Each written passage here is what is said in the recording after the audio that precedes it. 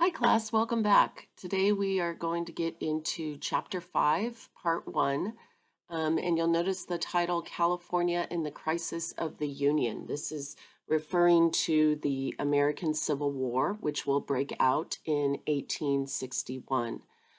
So California is coming into the United States at a time where there is a lot of debate over the issue of slavery.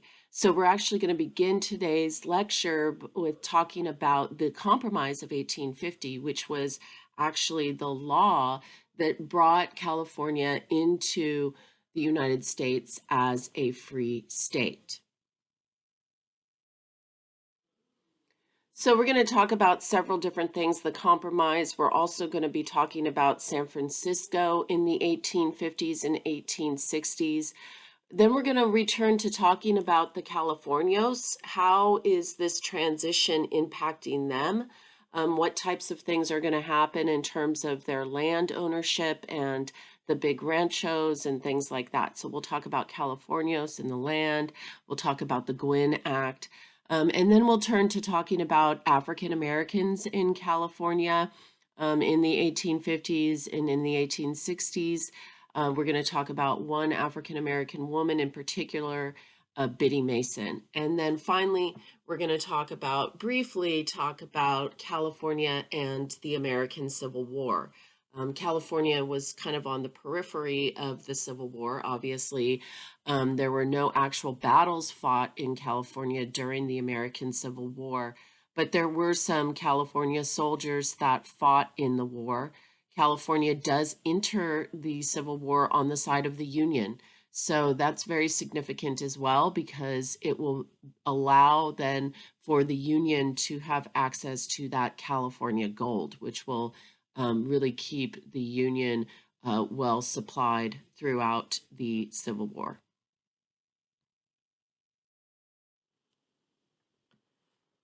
Okay, so we're going to talk about the Compromise of 1850. This is the compromise that brings California into the United States. So the way that statehood is made is that you get together, you create a state constitution, and then you go to Washington, D.C., where you petition for statehood. And the two senators that are doing this for California are John C. Fremont, yes, the very same John C. Fremont of the Bear Flag Revolt, and William Gwen, and they are both leaving California, traveling to Washington, D.C. to lobby for California's statehood. Now, in the Congress in D.C., there's all of this debate raging about slavery in the new territories, especially the new territories that were acquired after the Mexican-American War, right? So we're talking about all of these territories in the West, and that, of course, includes California. Now, of these territories in the West, California was the only territory that was positioned ready to become a state. And so California has their constitutional convention. We talked about that. And they forge a constitution in this convention where unanimously all of the delegates had voted for California to be admitted as a free state. But this, of course, is going to cause a lot of controversy because the way that the U.S. government had been dealing with the issue of free enslaved states up until this point was that they would admit a state as a free state, but on the other hand, they would also admit another area as a slave state. This was in an effort to try to keep a balance of representation at the federal level between free and slave states. Now, obviously, this is very unsustainable, but it was something that they attempted to do. So when California comes to Washington, D.C. in 1850, asking to be admitted as a free state, it sets off this big debate. So a compromise is made. A compromise is made. And the compromise that is made is that California would indeed be admitted as the 31st state in the Union, and it would be free. However, The other territories, New Mexico and Utah, will remain territories, and the decision as to whether or not these territories would be free or slave would be left up to the voters. The voters, right? So the voters are going to have the power to decide whether or not their states will be free.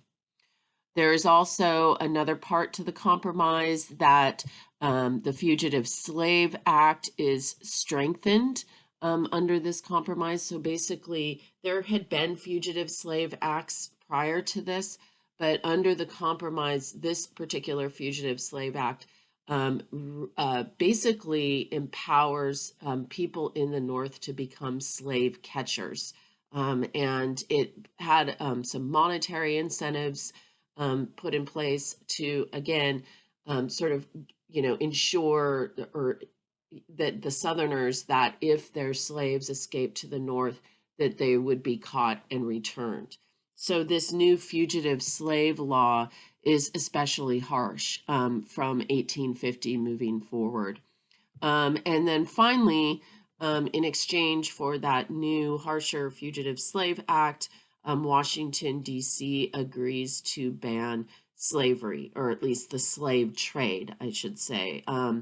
There was still technically you could have a slave in Washington, D.C., but you could no longer buy or sell or trade slaves in Washington, D.C. And this was something that a lot of the members of Congress that came from free states had wanted for a very long time, and they finally get it with this compromise. So California is coming into the United States, as I mentioned already, in this very contentious time period. So here we have an example of a ad to catch a runaway slave. Again, you can see here $150 reward for the capture of this runaway slave. And you can see the date on this is 1838, but I just put this up as an example of the type of ad that you would see, and moving forward, this was very common building up to the American Civil War, because also what's happening throughout the country right now is Underground Railroad and the networks of fugitive slaves that were being transported and escaping successfully into northern states and also into Canada.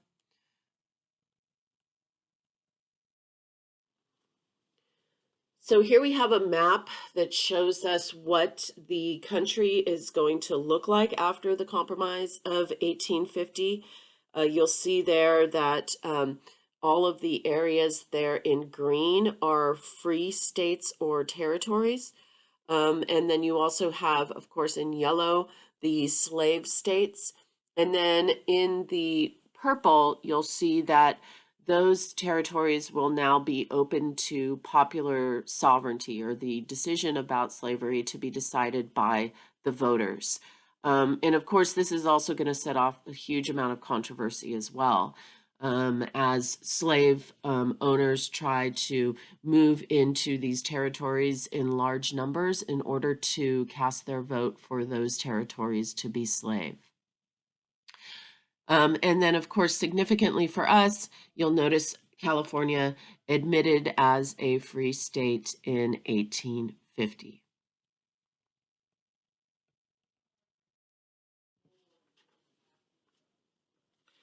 Okay, so now we're going to turn our attention to talking about vigilante justice, which was something that was very common in this time period of California history in the 1850s, in the 1860s. And this idea of vigilante groups going out and carrying out their own form of justice, it was very dangerous because they are going outside of the parameters of the law.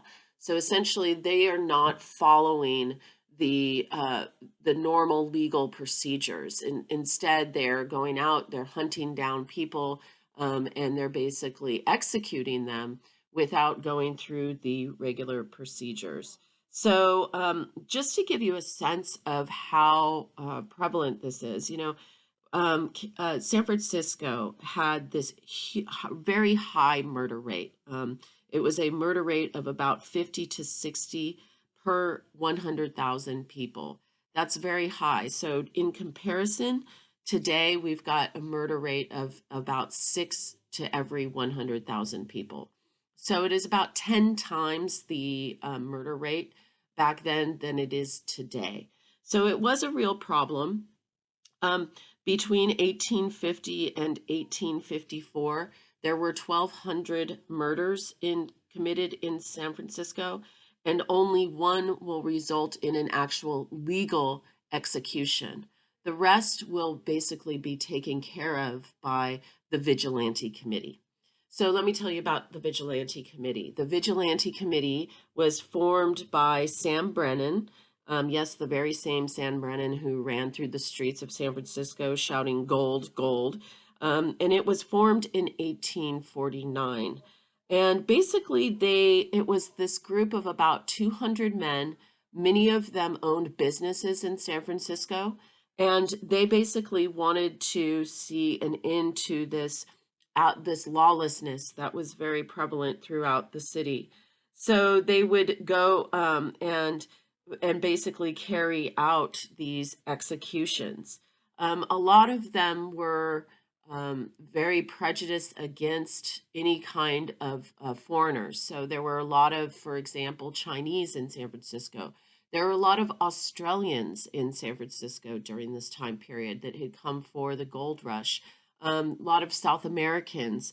And so, in many ways, this group was kind of carrying out this very discriminatory justice and targeting certain groups, especially, like I said, Australians and Chinese and South Americans.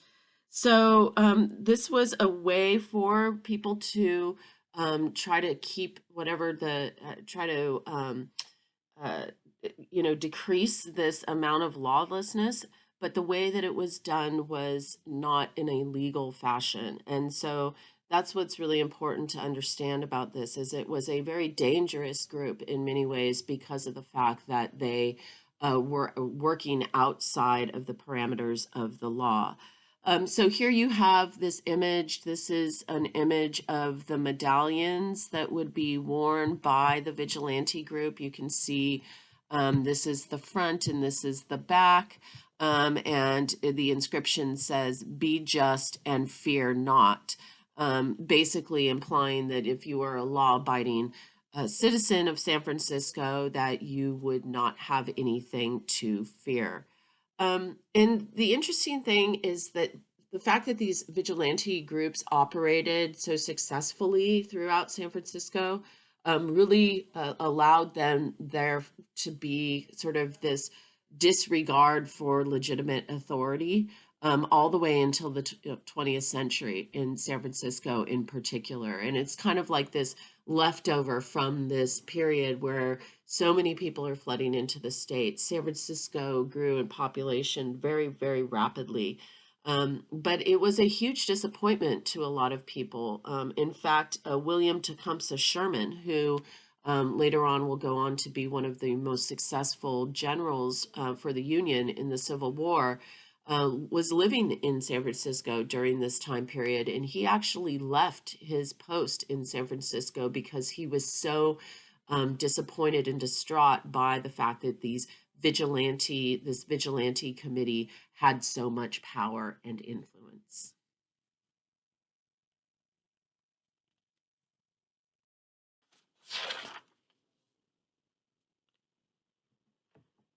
So we're going to return now to talking about the Californios and how the Californios are going to be impacted by the changes that are brought about by the gold rush. The first thing to understand is that when Americans begin to come into California in large numbers, they are bringing with them sort of the assumption that there is an act called the Preemption Act. It was an act of Congress in 1841 that said that squatters could buy land for $1.25 an acre from the government after developing it. So this is different than the Homestead Act. The Homestead Act comes later, comes in 1863. But in 1841, this act of Congress was passed in an attempt to try to get people to, move out to these Western territories and develop the land. Okay, so when Americans come to California in the 1850s, 1860s, they think that they can use this act of Congress. And so they begin to squat all over California, basically claiming the land to be theirs, hoping in the hopes that they could eventually buy it from the government. Now, the problem is, of course, that hundreds, thousands of acres of California land was already part of these massive ranchos, which were part of the Mexican land grants, right? So there was a whole lot of dispute over these squatters and the squatter rights to the land. Of course, for Californios, this is going to be extremely difficult because what they're going to find is that their land that they once had thousands or hundreds of acres of land will now be basically invaded by these Americans who are now assuming that if they squat there for a period of time, they will eventually be able uh, to buy it from the government. So, as these squatters begin to move into California, the Californios have to defend their right to that land. And so the government comes up with a way for the Californios to do that. And I'll talk about that in a minute. So here's an image of Sacramento, a very old image of Sacramento. You can see the river there. And Sacramento was the place of a lot of disputes regarding land because Sacramento was centrally located, is centrally located in the state. Its proximity to the gold fields made it basically like a second boom town. You had San Francisco, which was booming, but then you also had Sacramento, which was also booming. And there was lots of disputes over land and land rights in Sacramento. And you have a series of riots that take place in the 1850s that are generally referred to as the squatters' riots because they were all about disputes regarding land and land ownership.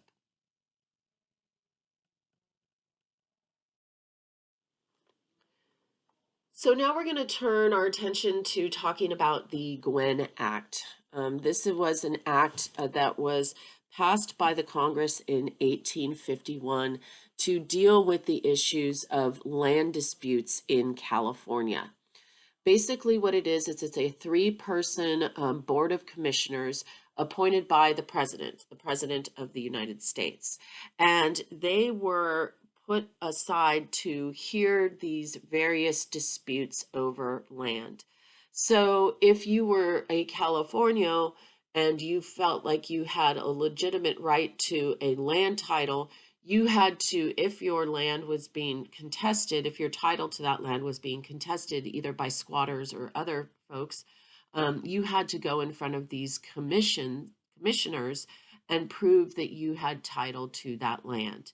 Now, part of the issue with this was these very sort of informal land titles that the Mexican government had for the ranchos, right? And we looked at some examples of those previously in class where basically you've got these land titles that are basically just drawings of geographic barriers and boundaries to the land. They're not mathematically surveyed.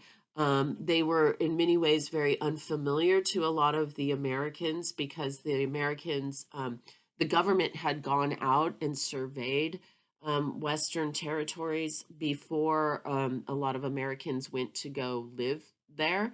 And so those land titles were done through like traditional surveying methods. That was not true for those California titles. So the Gwen Act required that people go and defend their lands. And this was, of course, a major burden for the Californios. Basically, the end result is that only the wealthy ranchers will be able to protect their title to the land. Um, they would have to, in order for people to defend their land title, they would have to travel to to San Francisco, and they would have to pay a lawyer, sometimes very large legal fees, or sometimes what the Californios would often do because they were not cash rich, they were just rich in land, is they would tell their lawyers that they would pay them with their land, right? So, and it was a very lengthy process. Sometimes it could take years to defend your land title in court. Between 1852 and 1856, the commissioners will hear 800 land claims. And basically, it would take, like I said, so long because there was a part of this law that said either side could appeal the decision. So even if they upheld the land title for the Californio, there might be an appeal on the other side. And so again, that process would take a very long time. So the average Californio with these various land titles could spend over a decade in court fighting for their land.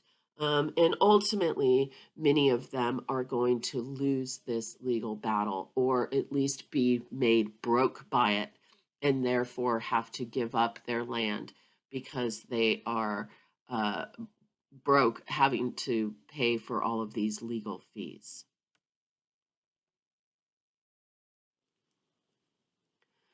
So the land problems, obviously, I've already talked about it, but you've got squatters everywhere, especially in Northern California as a result of the gold rush.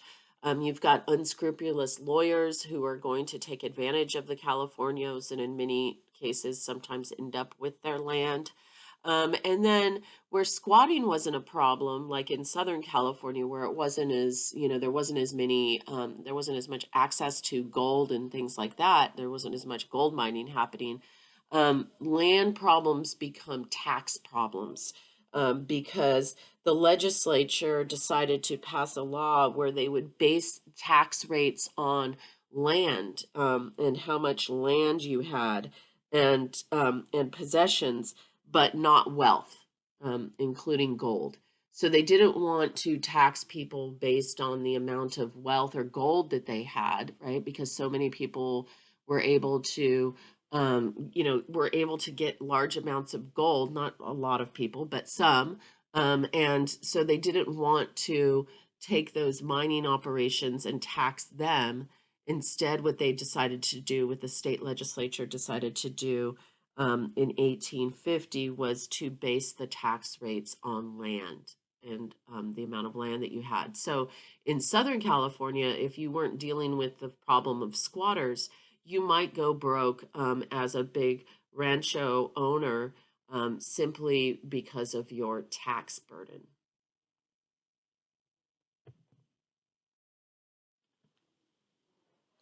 Okay, so now we're going to turn our attention to talking about African Americans in California.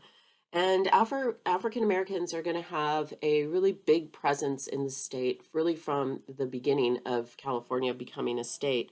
California had a, relatively speaking, large Black population. By 1860, there were about 4,000 African Americans living in the state, and that number will continue to increase as time went on.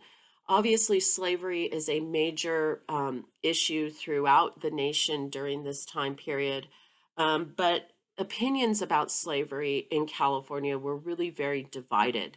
In fact, some Californians even owned slaves, and people were often indifferent to slaves that were brought into the state, meaning that even though technically California was a free state, for a lot of people, if you were coming from a slave state and you came to California and brought your slaves with you, uh, people would kind of turn a blind eye and not really call you on it, unless you were somebody like Biddy Mason, who you see pictured here.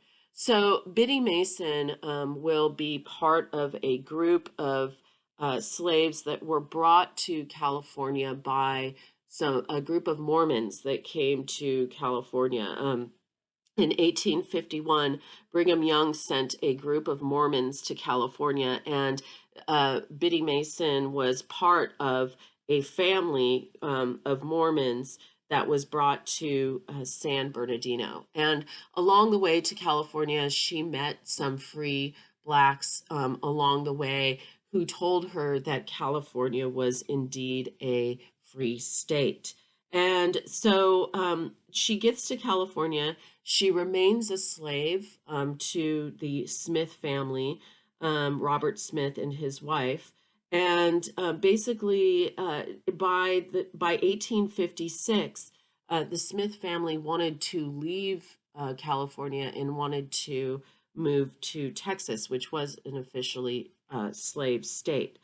When that happens, Mason decides that she wants to sue for her freedom.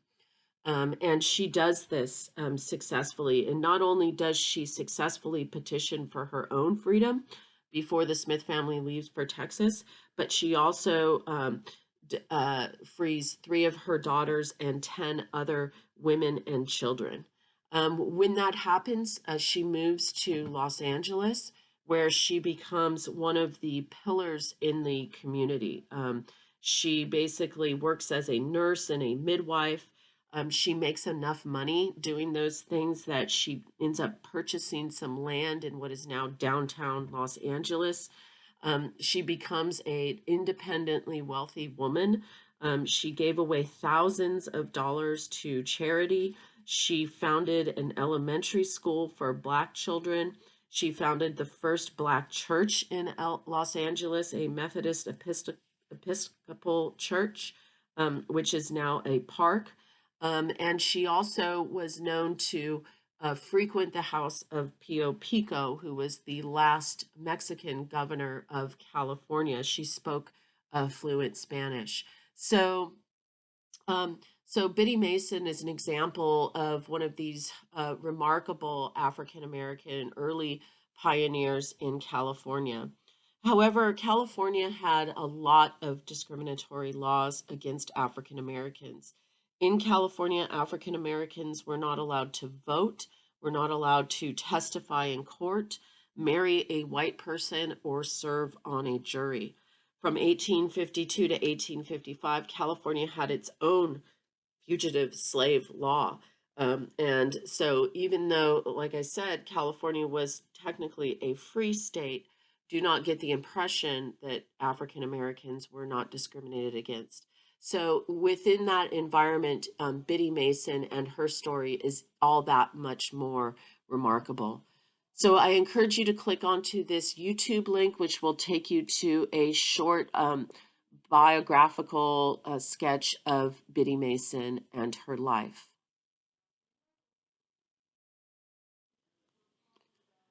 Here we have the Biddy Mason, an image of the Biddy Mason Park in downtown Los Angeles. This actually is on the site where her house once was, on the land that she once owned. And again, as I said, it's right in downtown Los Angeles.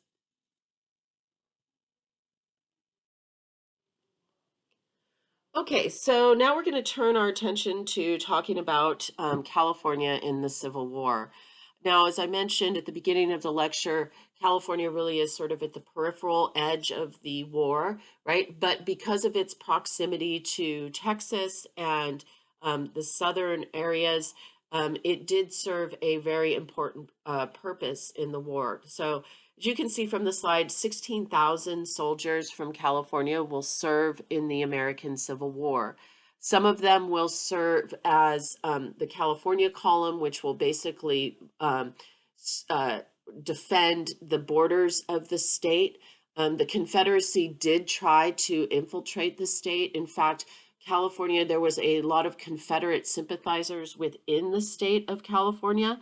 And we know this because in 1859, the California legislature actually voted to separate Northern and Southern California with the intent of having Southern California be admitted as a slave state. And that is because there was a lot of slave owners and Southern sympathizers in Southern California. So California really did have to defend itself from Confederates coming into the state. There was a lot of potential for Confederates to try to steal the gold from the state of California. So there was the people that defended the state and the border of the state. Then there was also a group of people that went and fought in the East, and they will fight with the Second Massachusetts Cavalry, and there are several hundred soldiers known as the California Battalion, and again they will go out east and fight in the big Civil War battles along the East Coast. So, as I mentioned, not a whole lot of actual battles and action happening in California, but California's major contribution to the Civil War was the gold that was pouring into the Union coffers at the time from the state, which allowed the Union to continue to build up their navy, which they were working on to create a blockade of the southern coastline, and also, of course, to keep well equipped throughout the war. So if you click on this YouTube link, it will take you to one of the camps that that existed in California during the Civil War, as basically as a place to train soldiers so that they could go out and fight during the Civil War. The other thing that California serves as during the Civil War is a prison. So Alcatraz, the prison that is in the middle of the San Francisco Bay, served as a POW camp for Confederate soldiers during the war as well.